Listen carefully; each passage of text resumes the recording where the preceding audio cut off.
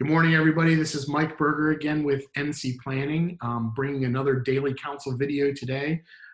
Today, we're going to continue in our series of discussions with some other friends and partners out in the space who work with business owners and companies in the business community around Raleigh and the Triangle, and really wanted to kind of touch base and bring a different perspective. Today, I'm pleased to have with me Beth Mullaney.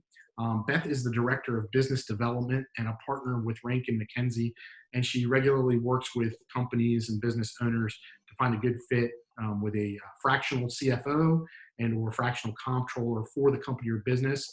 Beth, thanks for joining us today. Thanks for having me. Of course. I thought, a neat place to start might be for business owners out there who are not familiar maybe with what exactly is a fractional CFO or comptroller. What would they do? Sure. How might a business owner think about a need there? Yep, sure. So thank you. And again, thanks for having me. So for the business owners, it's really interesting. So we work with small to mid-sized growth companies. And so a lot of times they're experiencing growing pains. And those growing pains require some financial acumen, but they simply don't need it 5 days a week. And so the niche that we fill, we have folks that have 20 years or more experience and with a variety of industries, but they can go into those companies and provide that CFO or controller expertise. They just don't provide it for 5 days a week. So it's just a nice marriage of kind of what they need at that moment versus, just having to hire someone full time. So. And our goal is to help them grow to a size that they need that full-time person, and we will help them bring that person on, we'll train them, and then we move on to the next growth company. So that's kind of it in a nutshell. That's really a great model. It's not dissimilar for, how we practice at NC Planning on our business and corporate side with our, what we call complete corporate counsel model, which is very similar. I talk to clients all the time about you have a legal need that is similar to larger companies because you're in growth, but you just don't have it maybe 100% of the time, 5 days a week, 40 hours a week. So let us be there, on a fractional reoccurring basis. So I think that's great. And I think there's huge value in that. Particularly right now, we've had a lot of discussions with business owners amidst COVID-19, the stay-in-place orders, and so forth. And the running theme that keeps coming back is this is an opportunity for business owners to take a pause and maybe work on their business when they're not spending as much time working in their business. From your perspective in the space, in the world of, chief financial officers and comptrollers, what are you seeing that might be, a value add to folks tuning in here? Yeah, so that's a great point. So a lot of folks have taken a little bit of a beat, done things like work on their website, work on their marketing materials, things they can do right now that they typically don't have the time for. And the same is true in the financial realm. A lot of folks are really focusing right now on their budgeting, their forecasting, expense control.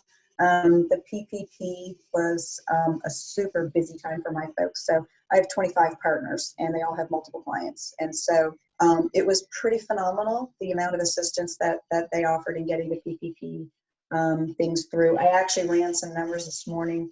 I think 53 clients, we helped 53 apply and 48 got funding, 3 are pending.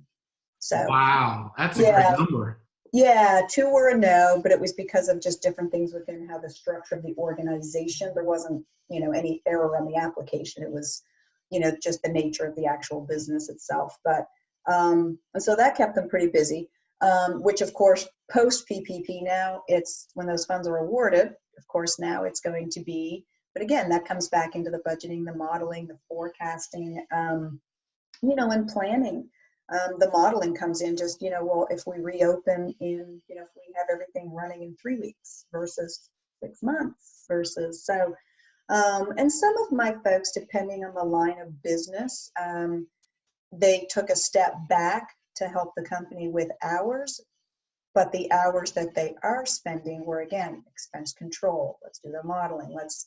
And now things are kind of starting to, make a little more sense as we progress down this line. But yeah, it's interesting. Yeah, I know that's been a challenge for business owners. I myself have had a number of discussions working with them, through the statutory parameters of the CARES Act and what implications are going to be there for what can you use the funds for, how does that differ from what forgiveness looks like. And, this is just like top of mind and topical. The SBA just this weekend, Treasury, I think it was Friday, released a loan application for forgiveness. So now that's the new guidance that's coming down to say, here, this is the approved forgiveness application. I think it's an 11-page application of, enter such and such for this line, and it gives some good guidance on summary of what you can use the funds for. So I think those calls are going to continue for you and your team. As now we've done the modeling, we have the proceeds, we've used them. How do we apply for forgiveness? Yeah, exactly. Yeah, no, and it's been interesting to your point about focusing kind of on the business.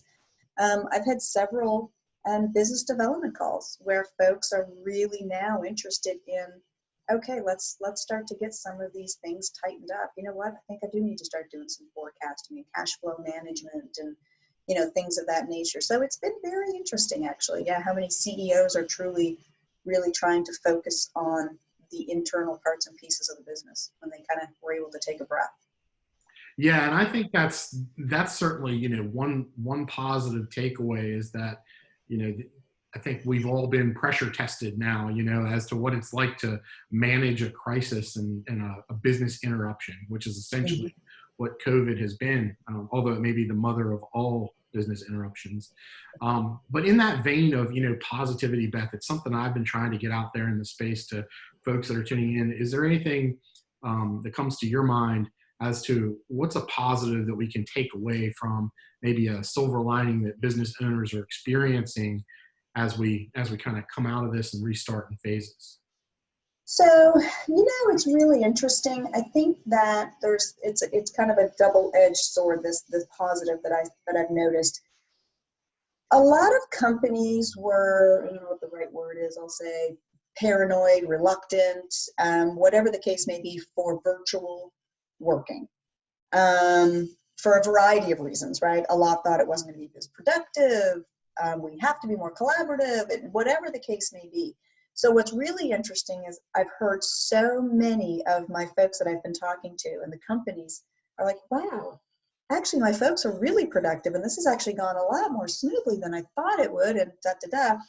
The double-edged sword piece of that, people crave human interaction. So I think there was this faction that was like, God, I really wish I could work at home and I want to be virtual. And now they have it. And, everyone's like, oh, this actually is it. But they also are like, I'm ready to get back into the office. So I just think it's just a really, really interesting study in human nature, I guess.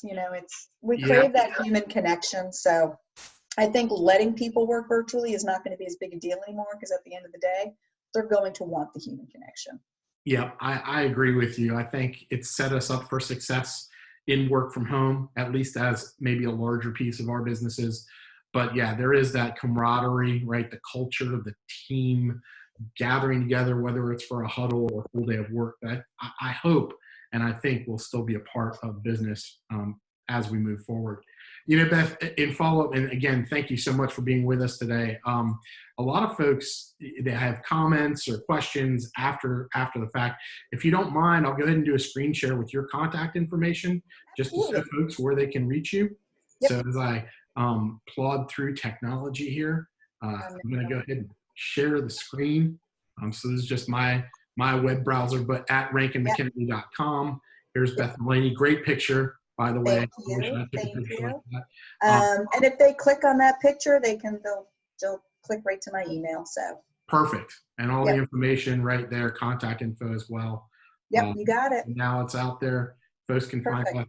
Beth, thank you again for taking a few minutes and chatting with me today. It's good to see you, although we're socially distanced. We'll grab coffee once we come out of this thing. That sounds good. Thank you so much for having me. This was fun. All right, take care. Thanks.